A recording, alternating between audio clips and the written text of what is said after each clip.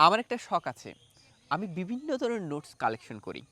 এই যে আমার এটা হচ্ছে কালেকশন বুক। এখানে আমার বেশ কিছু নোটস রয়েছে।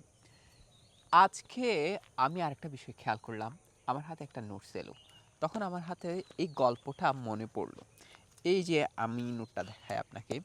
এই নোটটা ২০২২ সালের একটা নোট। এই যে এই নোটটা যদিও ছেড়ে গেল একটু। আ এটা ২০২২ সালের নোট। আজ থেকে আপনার ৪ বছর আগের নোট মাত্র। আমার হাতে আরও কিছু নোটস রয়েছে। আমি একটা নোট এখান থেকে নিয়েই এই নোটটা হচ্ছে ২০১০ সালের একটা নোট। ৳২ দোয়েল পাখি মার্কা একটা নোট ২০১০ সালের। এই নোটটার বয়স ১০ সাল থেকে ২৬ সাল ১৬ বছর। আর এই নোটটা ২২ সালের ৪ বছর মাত্র। ৪ বছরে এই নোটটার অবস্থা দেখেন।